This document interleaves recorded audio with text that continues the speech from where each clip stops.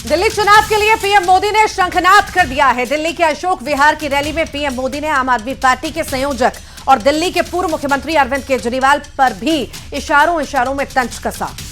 PM Modi ने कहा कि देश भली भांति जानता है कि मोदी ने कभी अपने लिए घर नहीं बनाया, लेकिन बीते 10 वर्षों में 4 करोड़ से अधिक गरीबों के घर का सपना पूरा किया। मैं भी कोई शीश महल बना सकता था, मेरे लिए तो मेरे देशवासियों को पक्का घर ही यही एक सपना था। मैं आपसे कहता हूं कि आप जब भी लोगों के बीच जाएं तो उनसे मेरी तरफ वादा करके आए कि आज नहीं तो कल उनके लिए पक्का घर बनेगा। पीएम मोदी ने आम आदमी पार्टी को आपदा बताया। पीएम मोदी बोले, आपदा को दिल्ली के लोग नहीं सहेंगे, बदल कर रहेंगे। ये लोग खुलेआम भ्रष्टाचार करते हैं और उसका महिमा मंडन भी करते हैं। एक तो चोरी, ऊपर से सीना चोरी।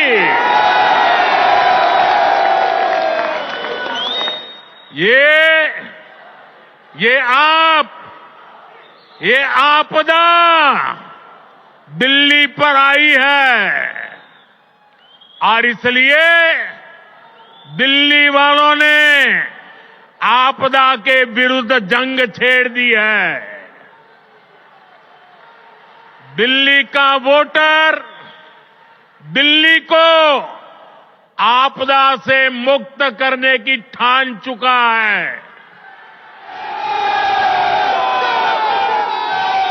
दिल्ली का हर नागरिक कह रहा है, दिल्ली का हर बच्चा कह रहा है, दिल्ली की हर गली से आवाज आ रही है, आपदा को नहीं सहेंगे, बदल के रहेंगे।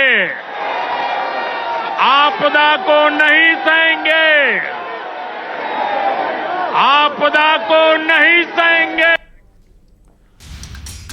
तो केजरीवाल पर मोदी के वार के बाद दिल्ली बीजेपी ने आम आदमी पार्टी के खिलाफ पोस्टर जारी कर दिया है। Social media expert Delhi BJP ने लिखा है कि दिल्ली ने ठाना है आपदा को हटाना है, भाजपा को लाना है।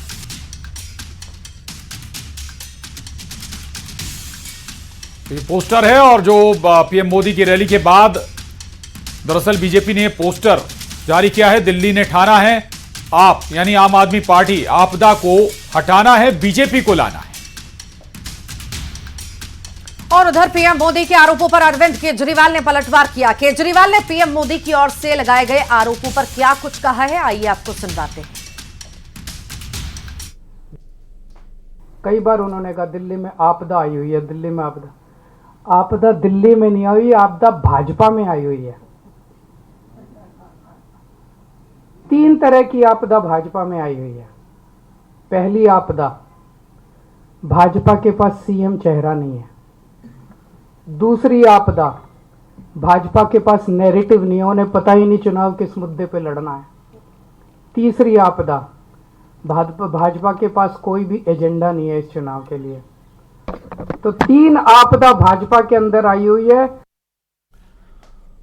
और बिहार की राजधानी पटना में बीपीएससी अभ्यर्थियों का प्रदर्शन और उग्र हो चुका है। पटना के कारगिल चौक पर एशिया का बीपीएससी परीक्षा रद्द करने की मांग को लेकर प्रदर्शन हो रहा है। इससे पहले पटना में रेलवे ट्रैक तक प्रदर्शन पहुंच गया और पप्पू यादव के समर्थकों ने ट्रेन को रोकना शुरू कर दिया। एक तरफ बीपीएससी छात्रों के समर्थन में पप्पू यादव उतर गए, तो वहीं पटना के गांधी मैदान में जुन सुराज पार्टी के प्रशांत किशोर आमरण अनशन पर बैठ गए। यानी बीपीएससी परीक्षा पर अब पॉलिटिक्स तेज हो गई।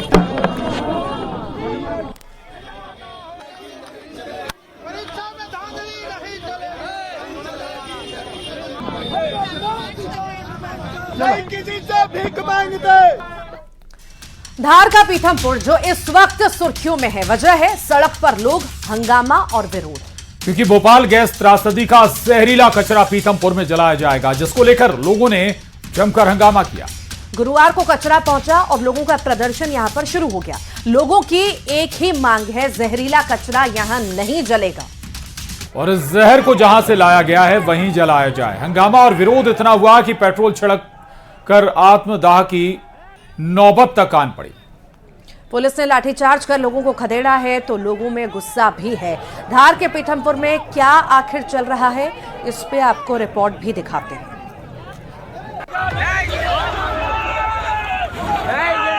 जब तक 12 घंटे में वापस नहीं आएगी या तो उठने वाले नहीं।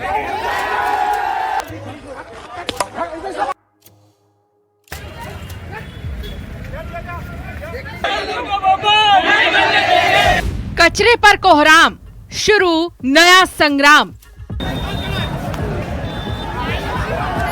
हम लोग विरोध नहीं कर रहे, इंदौर का आम नागरिक विरोध कर रहा है, क्योंकि एक जगह की समस्या वहीं खत्म करना चाहिए। इन्होंने वो समस्या उठाकर दूसरी जगह रख दी। लोगों का विरोध जहर के विरुद्ध।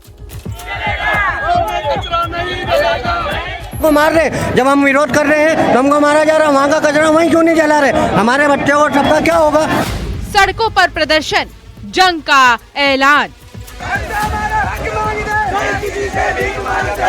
आज हमारे बच्चों का क्या भविष्य रहेगा? पहले से इधर प्रदूषण है। क्या बोलना चाहेंगे? हम चाह रहे हैं कि भोपाल का जो कचरा आया है वो बहुत जहरीला है, यहाँ पे नहीं जलना चाहिए पीथमपुर में, क्योंकि यहाँ पे भी पॉपुलेशन 6 लाख के आसपास। यही सवाल है जो प्रदर्शन कर रहे लोगों की जुबान पर है। क्यों इस कचरे को भोपाल से पीथमपुर लाया गया है? लोग सिर्फ इतना चाहते हैं ये जहरीला कचरा यहाँ न जले। सब इस कचरे से सबको तकलीफ है। आगे चल कर अगर ये कचरा यहाँ जला तो हमारा क्या होगा जीवन? हमारे तो बच्चे पैदा नहीं होंगे ना। तो ये थे पीथमपुर के स्थानीय युवा और स्थानीय लोग जो कि लगातार यहाँ पर विरोध कर रहे हैं। और आज जो है पीथमपुर बंद इन्होंने किया है। इस दौरान जो है बंद के दौरान कड़ी सुरक्षा व्यवस्था भी पुलिस द्वारा की गई है।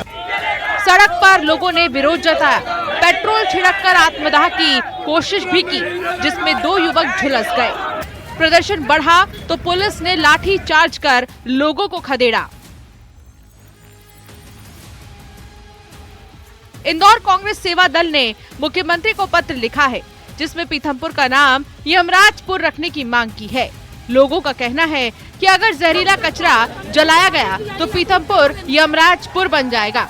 पीथमपुर में जहरीला कचरा जलाने पर लोगों में आक्रोश है। आक्रोश इतना है कि ये सड़क पर दिख रहा है। अब देखना होगा भोपाल का जहरीले कचरे को लेकर सरकार और प्रशासन का अगला कदम क्या होगा। धार से नवीन मेहर के साथ ब्यूरो रिपोर्ट, न्यूज़ 18। और पीथमपुर में यूनियन कार्बाइड के कचरे को जलाने के विरोध पर सीएम ने कहा कि किसी को घबराने की जरूरत नहीं है, सभी की जान कीमती है। कुछ हानिकारक नहीं होगा। जिनके कार्यकाल में यह घटना हुई है वो कचरा नहीं हटा पाए, लेकिन हमारी सरकार ने 40 साल बाद इस कलंक को मिटाने की कोशिश की है। तो नफरत फैलाने की राजनीति की जा रही है। उधर इस बयान पर कांग्रेस ने पलटवार किया है। करना चाहूंगा कि जो कोई भी हमारे समाज के अंदर इसकी गलतफहमी फैलाता है उससे बचाने की जरूरत भी है। सरकार पूरी तरह से गंभीर होकर के वैज्ञानिकों के मार्गदर्शन में ही यूनियन कार्बाइड के कचरे का निष्पादन करेगी। किसी भी हालत में किसी व्यक्ति के जान पे कोई खतरा हो जाए, ऐसा हमारा कभी किसी प्रकार का कोई स्टेप नहीं हो सकता। अभी तुरंत कचरा जलाने का निर्णय भी नहीं किया गया है, कचरा डंप किया गया है। जिनके शासनकाल में ये हुआ था और उनके दल के लोग अगर ये गलतफहमी फैला रहे हैं तो आज 40 साल बाद भी अगर वो इससे बाज नहीं आ रहा है तो मैं उम्मीद करता हूं कि वो इस घटना से सबक ले लें। फानन रातों रात कचरे को यहां से वहां डंप किया गया।